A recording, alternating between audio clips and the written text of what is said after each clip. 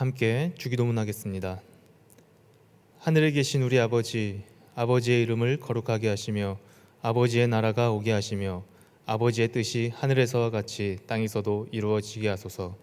오늘 우리에게 일용할 양식을 주시고 우리가 우리에게 잘못한 사람을 용서하여 준 것 같이 우리 죄를 용서하여 주시고 우리를 시험에 빠지지 않게 하시고 악에서 구하소서. 나라와 권능과 영광이 영원히 아버지의 것입니다. 아멘. 찬송가 508장 함께 찬송하겠습니다. 찬송가 508장.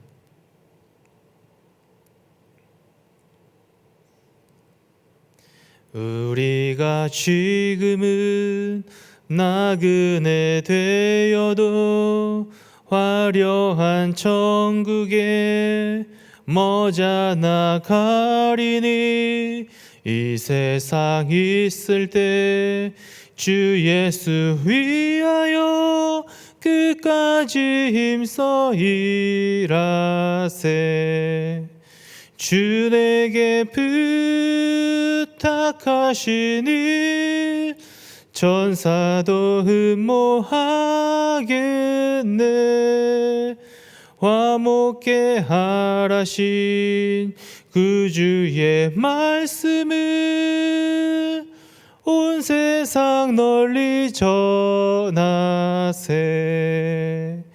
주 예수 말씀이 온 세상 만민을 흉악한 죄에서 떠나라 하시니 이 말씀 듣고서 새 생명 얻으라. 이 기쁜 소식 전하세. 주 내게 부탁하시니 천사도 흠모하겠네. 화목케 하라신 그 주의 말씀을 온 세상 널리 전하세. 영생의 복락과 천국에 갈 길을 만 백성 알도록 나가서 전하세. 주 예수 말씀이 이 복음 전하라. 우리에게 부탁하셨네. 주 내게 부탁하시니 천사도 흠모하겠네. 화목케 하라신 그 주의 말씀을 온 세상 널리 전하세. 아멘. 오늘 하나님께서 주시는 말씀, 신약 요한 3서 5절에서 8절의 말씀을 함께 살펴보겠습니다. 요한 3서 말씀 5절에서 8절까지의 말씀입니다.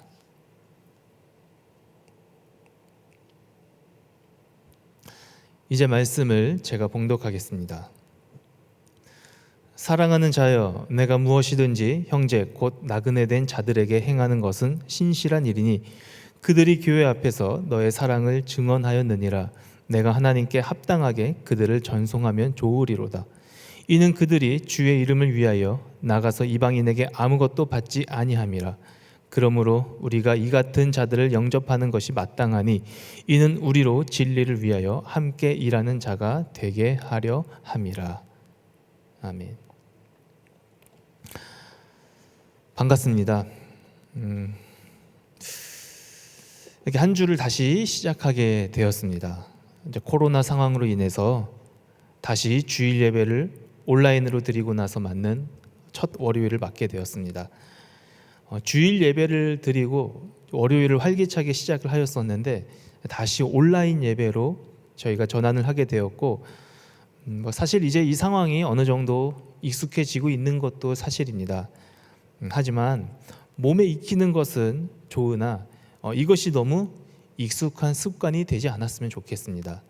날마다 우리의 마음이 새로움이 넘쳐나기를 소원합니다. 저는 초대교회의 믿음의 선조들을 다시 한번 생각하게 되었습니다. 그때 무엇이 있겠습니까? 지금보다 미디어와 인터넷 전혀 없었겠죠. 더욱 발달되지 않았던 그 시기에 그리고 복음을 접할 수 있는 기회, 예배를 드릴 수 있는 그 상황들이 지금보다 더 힘들었을 시기였지요. 과연 그 시기에 어떻게 신앙을 유지할 수 있었을까 궁금하기도 합니다. 지금도 사실 세계 곳곳에는 미전도 종족의 나라들이 너무나 많이 있습니다. 복음을 접하고 싶어도 말씀을 전할 사람이 없어서 들을 수 없는 사람이 여전히 많거나 혹은 구전으로밖에 전달될 수밖에 없는 그 나라들이 분명히 있습니다. 그리고 굉장히 열악한 환경 속에서 여전히 예배를 드리고 있고, 또한 기독교를 법으로 금지한 나라도 여전히 존재합니다. 그 나라들 가운데에서 지금도 여전히 하나님을 찬양하는 사람들이 있다라는 것입니다. 어쩌면 지금 우리의 이 신앙 가운데에서 우리에게 다가오는 가장 큰 그 신앙에 있어서 도전은 신앙생활을 할 수 없는 어떤 환경적인 요소가 아니라 어쩌면 그 이면에 있는 풍요 속의 빈곤과 같은 너무나 이 풍족한 환경 속에 있는 나태함이 아닐까 생각이 되어집니다. 지금 이 코로나 이제 3차 대유행에 저희가 접어들었는데, 이 가운데에서 우리가 영적으로 대비해야 할 것은 코로나도 코로나지만 신앙의 나태함과 싸워서 이겨야 할 우리의 자세라는 것입니다. 초대교회 시대 가운데에 이 복음을 접하거나 전하는 방법이 무엇이었겠습니까? 그렇죠. 그것은 직접 발로 뛰는 수밖에 없었습니다. 방송을 중계할 수 있었던 상황도 아니었습니다. 그런데 그리고 그때는 복음을 전하는 사람들의 수가 아무래도 복음을 듣는 사람들보다 많았을까요? 적었을까요? 그렇죠. 훨씬 적었겠죠. 복음을 기다리고 있는 사람은 많았지만 복음을 전하는 사람은 턱없이 부족했었습니다. 그래서 큰 지역마다 한 명씩 혹은 한 명이서 여러 지역을 몇 개씩 담당하면서 복음을 전했던 것이 초대교회의 복음 전하는 방법이었습니다. 정말로 척박한 환경 속에서 그들은 복음을 전했습니다. 많은 지역을 다니면서 그리고 최대한 자신이 발로 뛸 수 있는 가장 먼 거리까지 갈 수 있는 그 지역까지 갔었던 것입니다. 그리고 이들은 신속하게 이동을 했어야 했지요. 그래서 이들의 옷가짐은 그리고 짐은 항상 가벼웠습니다. 행색이나 외모에 신경을 쓸 겨를이 전혀 없었습니다. 먹는 것, 입는 것 당연히 제대로 신경 쓰지 못했던 것입니다. 오늘 이 본문에서 성경은 이렇게 복음을 전하는 사람들을 일컬어서 나그네라는 표현을 하고 있습니다. 여기서 나그네라는 의미는 남을 이야기하는 것이 아닙니다. 이 나그네라는 의미는 여기에서 성경에서 특히 요한 3서에서 말하는 이 나그네라는 의미는 언제든지 복음을 전할 준비가 되어야 하고 복음이 필요한 다른 지역으로 갈 수 있는 그 준비를 하는 사람들, 그러한 의미를 나그네라고 하는 것입니다. 속된 말로 잠깐 있다가 다시 가는 그 뜨내기와 같은 그 의미가 나그네라는 것이 아닙니다. 복음을 전하는 전도자들을 나그네라고 다시 표현을 한 것입니다. 사실 이 나그네라는 표현은 조금 더 구체적인 표현이기도 합니다. 우리가 이 그리스도인, 그러니까 하나님을 믿는 예수 그리스도를 영접하는 그 믿는 공동체를 우리는 형제라고 이야기를 합니다. 흔히들. 그래서 함께 주 안에서 그 생활하는 공동체, 그 의미를 이제 형제 그리고 동거함 이러한 의미를 써죠. 그래서 이 시편 말씀에서도 이 그리스도인의 연합을 빗대어서 형제가 연합하여 동거함이 어찌 그리 선하고 아름다운가라고 언급을 하고 있습니다. 그리고 이 형제, 즉 그리스도인들 중에서도 특히나 이제 소명을 받고 또 복음을 전하는 사람들을 일컬어서 나그네라는 표현을 하고 있습니다. 이 그리스도인들 중에서도 본인이 접했던 그 복음을 다시 전하는 사람들, 그들을 특별하게도 나그네라고 지칭을 하고 있다는 것입니다. 이들의 삶이 어떠했습니까? 물론 복음을 전하는 데 있어서 온 힘을 다 쏟았겠지요. 그리고 이들의 삶에 있어서 복음을 전하면서 여러 어려움에 직면했던 것도 사실이었습니다. 무일푼으로 사역하는 것이 다반사였고 또 굉장히 힘든 상황 속에서 복음을 전했다는 것이죠. 그러면서도 이들이 끝까지 지켰던 것은 무엇이냐면 이방인에게는 절대 도움을 받지 않으려고 노력을 했다라는 것입니다. 이방인이 누구지요? 예수를 안 믿는 사람이겠죠. 예수를 안 믿는 사람이라는 것은 무엇이지요? 결국은 이 나그네들이 복음을 전할 복음 대상자였다는 것입니다. 그래서 사실은 이 나그네들이 가장 많이 접했던 사람은 공교롭게도 이방인들이었습니다. 너무나 자연스럽게 많이 접했다는 것이죠. 그리고 이 이방인들 또한 이 돌아다니는 나그네를 보면서 많이 정도 들었을 것이고 또한 가까웠을 것이고 자연스러운 사이로 발달까지도 했을 수 있다는 상황이 분명히 있다는 겁니다. 하지만 이 나그네들은 절대 이방인들에게 자신이 사역을 하면서 어려운 부분에 있어서 도움을 받지 않았다라는 것이죠. 행여나 복음을 전함에 있어서 어떻게 보면 방해가 되지는 않을까, 혹시나 도움을 받는다 하였을 때 혹여라도 이들이 시험에 들지는 않을까, 복음의 본질이 혹시나 훼손되지는 않을까, 나그네들은 이 생각까지도 한 것입니다. 그리고 이제 오늘 이 요한 3서의 수신자가 가이오 아닙니까? 이 가이오에게 이제 나그네와 관련하여서 이 요한이 한 가지 칭찬을 해주고 있는 것이 있습니다. 그것은 이 복음을 전하는 나그네들이 이 가이오에게 받은 사랑을 다른 교회에 가서 그대로 증언을 했다라는 것입니다. 그러니까 증언을 했다라는 이 문체와 단어로 미루어 짐작을 해보았을 때 가이오에게 받은 사랑을 상당히 구체적으로 그의 성품까지도 다 언급을 했을 가능성이 높다라는 것입니다. 가이오는 아마도 과거에 이 복음을 전하는 이 나그네들에게 물심양면으로 부족함 없이 지원을 해 주었다라는 것을 이 성경을 통해서 추측을 할 수가 있다라는 것입니다. 그리고 그 가이오에게 받은 사랑을 이제 사도 요한이 있는 곳으로 와서 하나씩 이야기를 꺼내주고, 사도 요한은 이 고마운 마음을 가지고 가이오에게 감사의 인사를 한 것입니다. 그러면서 한 가지 또한 부탁을 하지요. 이제 다시 이 복음을 전하는 나그네들이 가이오가 있는 지역으로 가게 된다라는 것이죠. 그곳으로 갈 때에 그때에도 지난번처럼 이들을 물심양면으로 잘 챙겨달라는 부탁을 하고 있는 것이죠.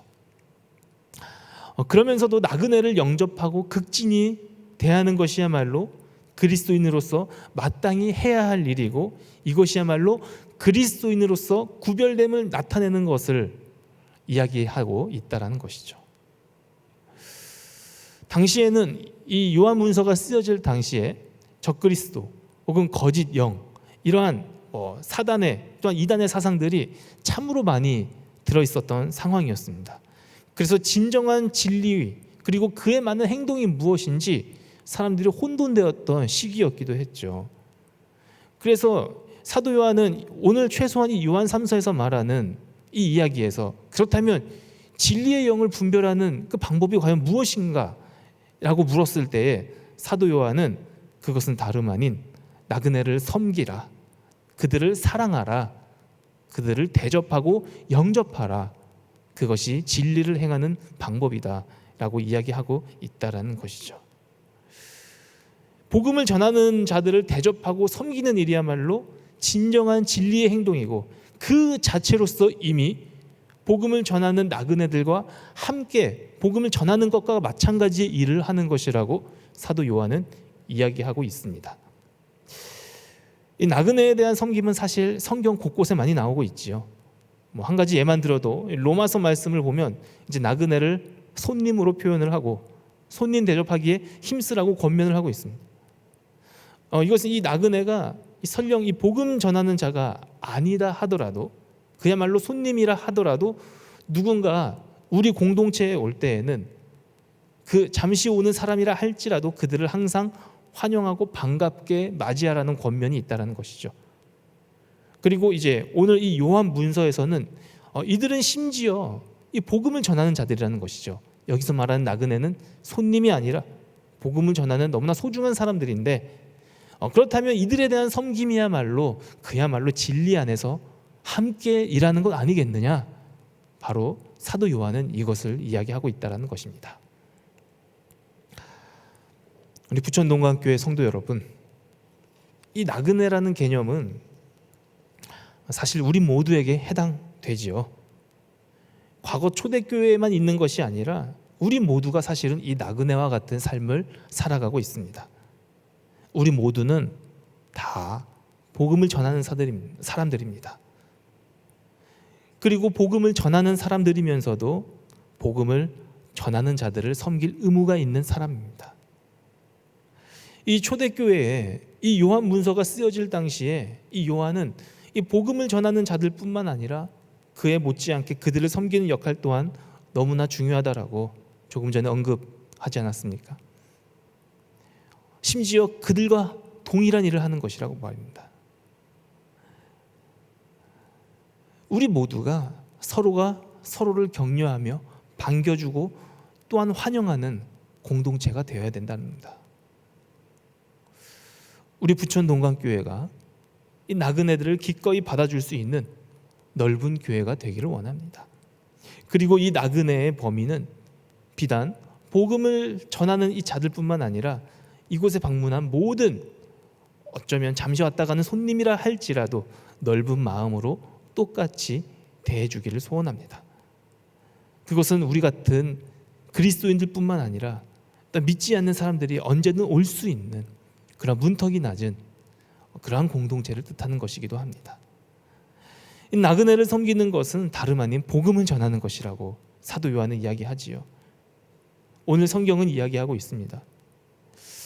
이곳에 오는 모든 사람들이 이 부천 동강교회 공동체, 우리의 신앙 공동체, 우리가 속한 각자의 공동체에 왔을 때에 사랑을 느끼고 따뜻해질 수 있는 그런 공동체가 되기를 소원합니다.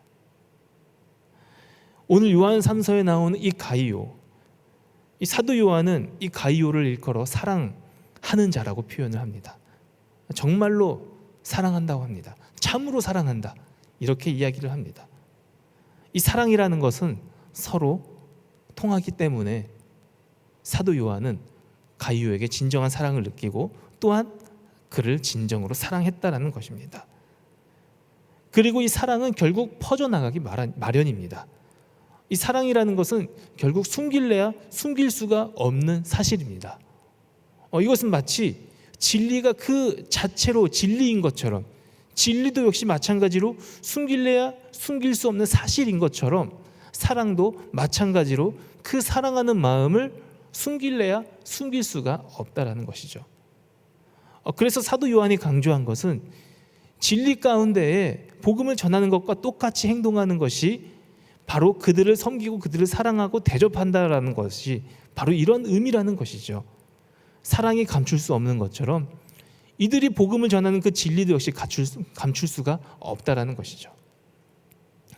그래서 더욱 혼탁한 이 시기 가운데에 우리가 이제 무엇이 진리이고 무엇이 참인지 참으로 혼돈되는 상황들이 분명히 있을 것입니다.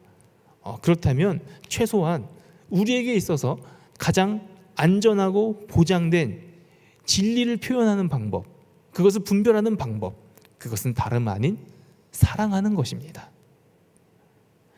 우리 모두는 이제 이 코로나 시대를 겪고 있습니다. 이제 이 코로나 이후의 시대를 대비해야 합니다. 이전과는 다른 양상으로 신앙의 그 공동체의 흐름이 이제 진행될 것이라고 예상하는 경우가 많이들 있지요. 하지만 여러 프로그램, 방법론 그런 것들보다 더 앞서야 하는 것이 바로 누구라도 받아줄 수 있는 이 사랑하는 마음이어야 되겠습니다. 나그네를 품어줄 수 있고 또한 이곳에서 누구든지 충전받을 수 있는 그러한 귀하고 넓은 공동체가 되어야 한다는 것입니다. 모르긴 몰라도 지금 이제 사람들의 마음이 많이 삭막해진 것 같습니다. 지쳐있기도 하고 코로나 질병 그 자체도 그렇지만 그 상황 속에서 대립되는 여러 갈등, 분열, 이념, 경제, 질병과도 싸우기도 바쁜데 여러 가지로 많이 국민들이 지쳐 있고 사람들이 삭막해져 있는 이러한 상황, 이제 이러한 것들로 인해서 메마를 대로 메말라 있는 우리의 모습을 돌아보게 됩니다. 이 시점에서 이제 예수님의 그 사랑의 단비가 좀 내렸으면 좋겠습니다. 그리고 이제 이 부분에 있어서 교회가 진심을 다해서 서로를 사랑해 줄 수 있는 그러한 공동체로 거듭나기를 소원합니다. 코로나는 언젠가는 종식이 될 것입니다. 이 기대는 우리 모두가 하고 있습니다. 백신도 나오고 있지요. 그런데 우리가 서로를 사랑하는 마음, 나그네를 품는 이 마음은 잠깐 한다고 해서 되는 것이 아닙니다. 우리가 이 사랑하는 마음을 품는 것이 마치 코로나 이후에 사람들이 교회에 올 때 그들을 품기 위해서, 그들을 맞이하기 위해서 품는 것이 아니라는 겁니다. 이미 지금 이 지쳐있는 영혼들, 힘들어하는 지체들, 우리의 형제, 자매, 그리고 아직 복음을 모르는 사람들, 그들을 모두 대상으로 품어야 합니다. 비록 비대면이지만, 비록 많은 사람들을 만날 수는 없지만 한 명씩 한 명씩 품고 나아가야 합니다. 최소한 이 사랑하는 마음은 변치 않아야 합니다. 사랑은 어떠한 수단이 아닙니다. 사람들을 끌어모으기 위한 방법도 아닙니다. 선택의 문제도 아닙니다. 사랑은 진리입니다. 본질 그 자체라는 것입니다. 원래 우리가 가지고 있어야 하는 마음이라는 것이죠. 부디 점점 건조해가는 이 시대 속에서 사랑하는 마음을 품고 서로를 보듬어주는 객과 고아와 과부와 나그네를 품어줄 수 있는 우리 부천동강교회 성도들이 되시기를 진심으로 소원합니다. 기도하겠습니다. 하나님 감사합니다. 나그네를 대하는 그 마음이 어떠한지, 또한 어떻게 해야 하는지 오늘 요한 3서 말씀을 통해 잠시 살펴보았습니다. 복음을 전하는 복음 전달자로서의 그 나그네뿐만 아니라 정말 정처 없이 떠돌아다니는 그런 손님과도 같은 마음이 삭막해져 있는 여러 나그네들이 있다면 이곳에서 쉼을 얻고, 그리고 이 부천동강교회가 사랑을 전해줄 수 있는, 섬겨줄 수 있는, 진리를 증언할 수 있는 귀한 공동체가 되기를 소원하며 그들을 잘 맞이하며 또 사랑을 전달할 수 있는 귀한 공동체가 되기를 소원합니다. 우리 병상에 누워있는, 아직 깨어나지 못하고 있는 여러 성도들도 있고 여러 기도 제목을 가지고 있는 성도들이 있습니다. 하나님, 그들에게 기적을 베풀어 주셔서 환우들이 온전히 하나님께 영광 돌리기 위한 과정임을 저희는 기억을 하며 기적을 베푸셔서 일어나게 하여 주시옵고 믿음으로 고백할 수 있는 그 상황들을 저희가 목격할 수 있도록 주님 기회를 주시옵소서.